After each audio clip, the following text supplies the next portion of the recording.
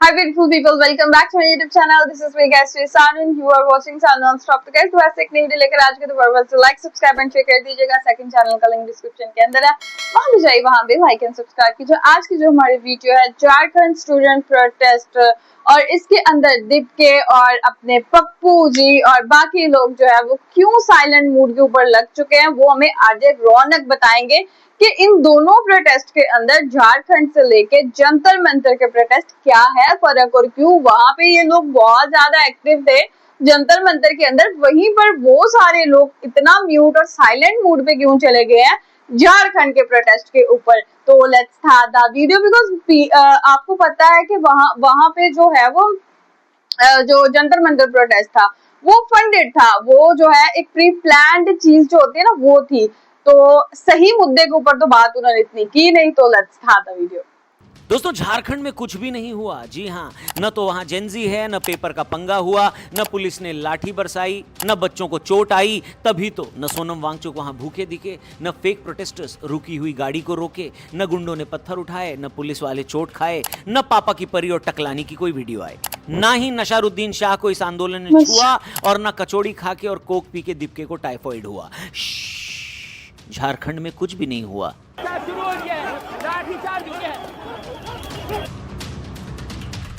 दोस्तों, आप ये तस्वीरें देखिए।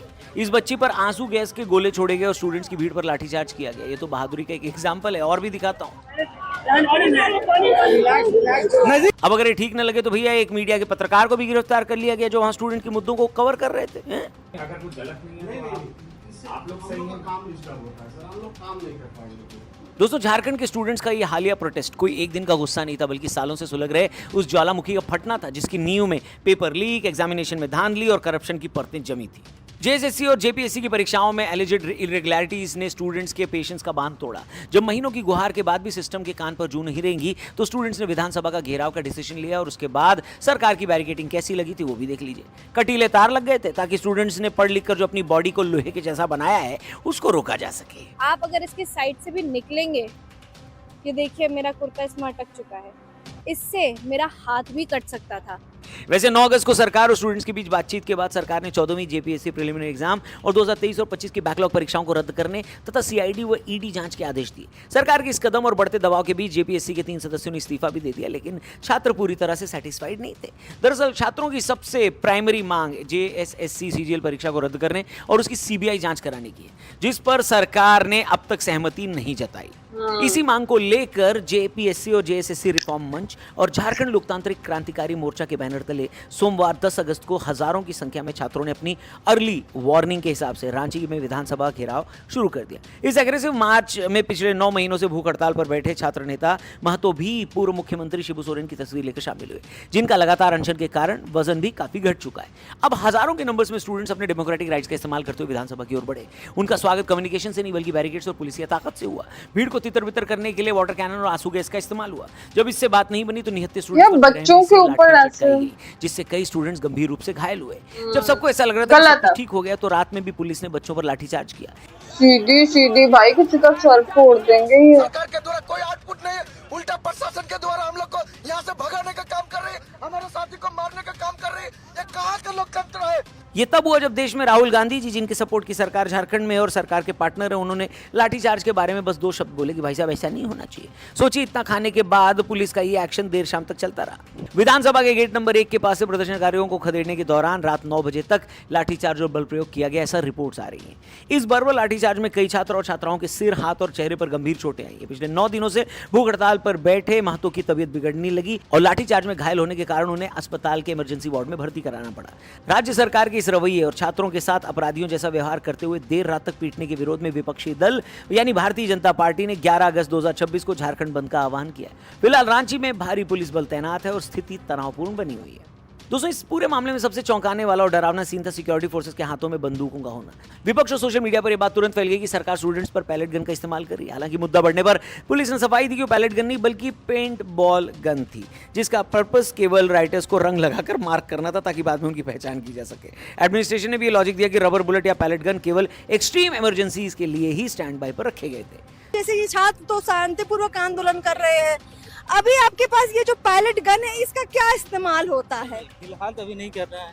देखिए फैक्ट चाहे जो भी हो, लेकिन एक रोजगार मांगने वाले स्टूडेंट के सामने अगर कोई बंदूक तान कर खड़ा हो रहा है तो भैया ये स्टेट अपने ही यूथ से कितना डरा हुआ है ये पता चलता है, या उनके लिए कितना इंसेंसिटिव हो चुका है। इस संकट से उन्हें कौन उबारेगा ये उसी उम्मीद में है। वैसे संकट से याद है, संकट मोचन हनुमान जी के परम भक्त नीम करोली बाबा जी की लाइफ पर एक फिल्म आई है, नाम है हनुमान अंश। वीकेंड पर मैं देखने गया था, अमेजिंग मूवी। इसका रिव्यू भी हमने अपने स्क्रीन वाला चैनल पर डाला है। पूरी फैमिली के साथ आप इस फिल्म को देखने जा सकते हैं। देखिए झारखंड के इस उबलते हुए मैटर में जो बात सबसे ज्यादा चुभती है वो है देश के सो कॉल्ड इंटेलेक्चुअल्स, पॉलिटिकल और कल्चरल फिगर्स की गहरी और सिलेक्टिव चुप्पी। याद कीजिए दिल्ली के जंतर मंतर पर क्या हुआ था। पीएम को गालियां, सीएम को गालियां, होम मिनिस्टर को गालियां, यहां तक कि पीएम की दिवंगत माता जी को भी कुछ टटपुंजे लफंगे गाली दे रहे थे। लेकिन इस प्रोटेस्ट में ना तो कोई गालियां दी गई, कहां, हाँ फिर भी नहीं पुलिस वालों या सिक्योरिटी फोर्सेस पर कोई अटैक किया गया। लेकिन जो नेता वहां दिल्ली के स्टूडेंट्स के साथ खड़े नजर आए वो झारखंड में इन बच्चों के पास से नदारद थे। इस पूरे मामले ने इंडियन पॉलिटिक्स की उस घिनौनी हिपोक्रेसी को भी एक बार नंगा कर दिया फिर से, जहां सत्ता और विपक्ष की कुर्सियां बदलती हैं, नेताओं की भाषा और सेंसिटिविटी बदल जाती है। सारे लोग पूछ रहे हैं कि कहां है अरविंद केजरीवाल, कहां है संजय सिंह, कहां है अखिलेश यादव, कहां है डिम्पल यादव, कहां है वो सारे नेता। अरे प्रकाश राज कहां है? अरे शबाना आजमी जी जूस पिलाने नहीं है, ये कहां है? अरे वीडियो बनाने के लिए सोनाक्षी सिन्हा कहां गई? अरे टकलानी ददलानी जी कहां गए? ये सारे सवाल लोग पूछ रहे हैं और इसका जवाब नहीं मिल रहा है। तो लोग यही जवाब दे रहे हैं कि भाई हिपोक्रेसी की भी सीमा होती है। अरे इन नेताओं को छोड़िए, जो सबसे बढ़ के इनके नेता हैं, यानी कि इनके लीडर हैं, यानी लीडर ऑफ ऑपोजिशन है राहुल गांधी जी, क्यों नहीं पहुंचे वहां पर? लोगों का और स्टूडेंट्स का और वहां पर पहुंची मीडिया का भी यही कहना है कि भाई राहुल गांधी जी पीएम आवास के बाहर पहुंच गए। लेकिन यहां पर जब स्टूडेंट्स से सचमुच अगर उनका कनेक्शन है, जैसा कि वो अक्सर क्लेम करते हैं, तो यहां पर स्टूडेंट्स की आवाज बनने के लिए, उनका साथ देने के लिए वो क्यों नहीं आए? बोलो बोलो, टेल टेल। खैर नेताओं को साइड करिए, उन सोशल मीडिया इन्फ्लुएंसर्स की भी बात कर लेते हैं जो जंतर मंतर के टाइम पर तो हर दूसरे दिन नहीं, घंटे नहीं, हर दूसरे मिनट पर सोशल मीडिया पर रील्स और पोस्ट डाल रहे थे। क्यों? क्योंकि उनको स्टूडेंट्स की बड़ी पड़ी थी। उस टाइम भी हमने दोस्तों यही कहा था कि हम पिछले 4 साल से लगातार पेपर लीक का मामला, चाहे वो किसी भी स्टेट में हो, लगातार उठाते आ रहे हैं। लेकिन जिन लोगों को ये लगा कि भैया एंगेजमेंट फार्मिंग हो जाएगी, बढ़िया व्यूज मिल जाएंगे, वो सारे इन्फ्लुएंसर्स एक साथ आए और खटाखट वीडियोस व्यूज के लिए या कंटेंट के लिए निकल लिए। उन्होंने दो ही चीज किया, या तो अपने सब्सक्राइबर्स बढ़ाए या अपने सोशल मीडिया की रेवेन्यू बढ़ाई या रीच बढ़ाई। ये तीसरी चीज थी। जो मेन चीज उनको करनी चाहिए थी, यानी स्टूडेंट्स का साथ, उनके त्याग का साथ, उनकी मजबूरी का साथ, वो उन्होंने वहां भी नहीं दिया था और अब झारखंड में भी नहीं दे रहे। इसीलिए तो ऐसे लोगों के लिए मोदी जी ने बहुत साल पहले बोल दिया था। क्या बोल दिया था? हिपोक्रेसी की भी सीमा होती है। तो ऐसे सोशल मीडिया इन्फ्लुएंसर्स जो आपको याद आते हो कि भैया इन्होंने तो बढ़ चढ़ के बड़े सारे वीडियोस बनाए थे जंतर मंतर प्रोटेस्ट के दौरान, तो अब क्यों नहीं बना रहे? तो अगर ऐसे लोगों को आप कमेंट बॉक्स में मेंशन करना चाहो तो बॉक्स खुला हुआ है, आई मीन कमेंट सेक्शन खुला हुआ है, बिंदास लिखना। मैं आपसे फिर से कहना चाहूंगा, आप उन सारे लोगों की असलियत को पहचानिए दोस्तों, जो सी जनता पार्टी के प्रोटेस्ट को, जंतर मंतर के प्रोटेस्ट को हाईजैक कर बैठे थे और स्टूडेंट्स की आड़ में सिर्फ पॉलिटिकल रोटियां सेक रहे थे। स्टूडेंट्स को, कुछ स्टूडेंट्स को बेचारे जो बोले, उनको ये लग रहा था कि भैया ये हमारे करियर के लिए ना, वो अपने पॉलिटिकल करियर के लिए ब्रो।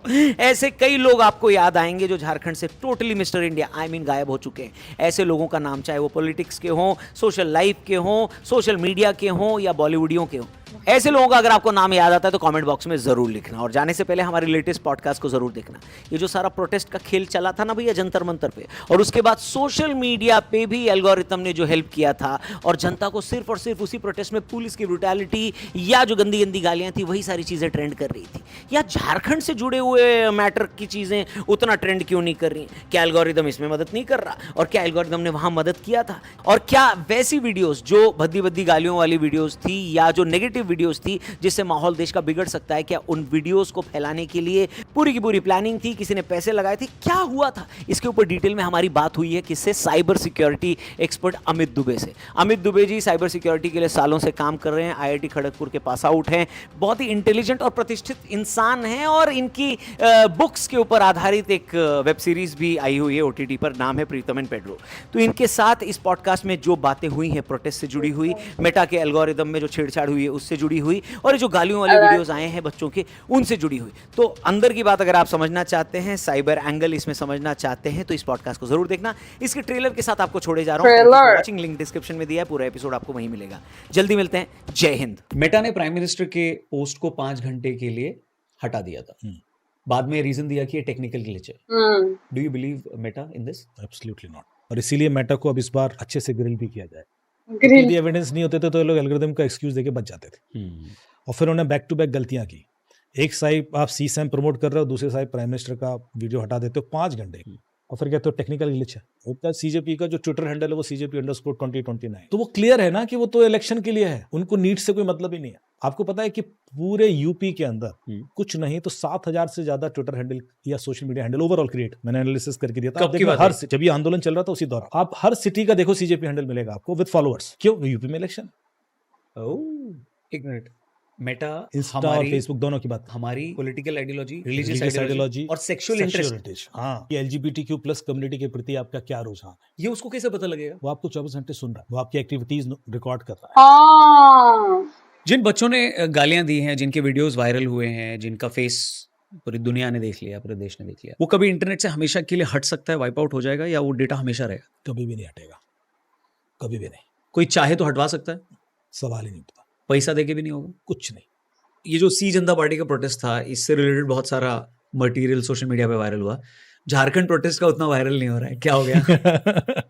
पैसा कम पड़ गया होगा।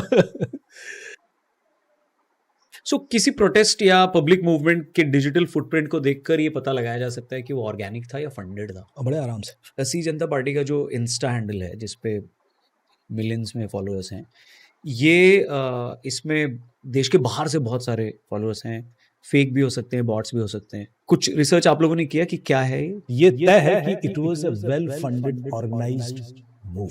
ओ, it was not at all organic, it was not at all organic. बाद में थोड़ा ऑर्गेनिक हुआ तो अच्छा खासा पैसा पंप किया गया। अच्छा जी। एक पूरी, क्योंकि आप यदि कंपैरिजन करेंगे तो राहुल गांधी के 1.5 करोड़ फॉलोअर हैं इंस्टा, प्रधानमंत्री जी के करीब 10 करोड़ होंगे, 2.5 करोड़ फॉलोअर खड़े कर देना ऑर्गेनिकली पॉसिबल नहीं था। मेटा और गूगल जैसी बड़ी टेक कंपनीज को अपने एल्गोरिथम को पब्लिक करना चाहिए एटलीस्ट। तो आपको लगता है ये इतनी बड़ी कंपनियां एल्गोरिथम अपना शेयर करेंगी? आपको पता है रौनक, आप कितने भी B2 बॉम्बर्स बना लो, मिसाइल्स बना लो, ड्रोन्स बना लो, algorithm is the new weapon, वो कभी आपके संग शेयर नहीं करेगा। लोगों को अब शक हो रहा है कि भाई मैं सोशल मीडिया को यूज कर रहा हूँ या सोशल मीडिया मुझे यूज कर रहा है। साइबर स्पेस में एक बात हमेशा याद रखना कि you are not the customer, you are the product. Benefit भी Oh my God, guys, ये थी सारी वीडियो जिसके अंदर लास्ट पे तो भाई बहुत ही अच्छी इन्फॉर्मेटिव वीडियो मिली। हाँ, झारखंड को उस तरह से हाइप नहीं मिल रही और ये सारा कुछ जो है भाई इंटरनेट का गेम है और पैसे का गेम है। तो गाइज, आप लोगों को क्या लगता है कि अभी झारखंड को उस तरह से हाइप मिल पाएगी? आप अपनी राय कमेंट में जरूर दीजिएगा, लाइक सब्सक्राइब एंड शेयर कीजिएगा। चलिए गाइस, मिलते हैं आपको नेक्स्ट वीडियो के अंदर। Bye bye.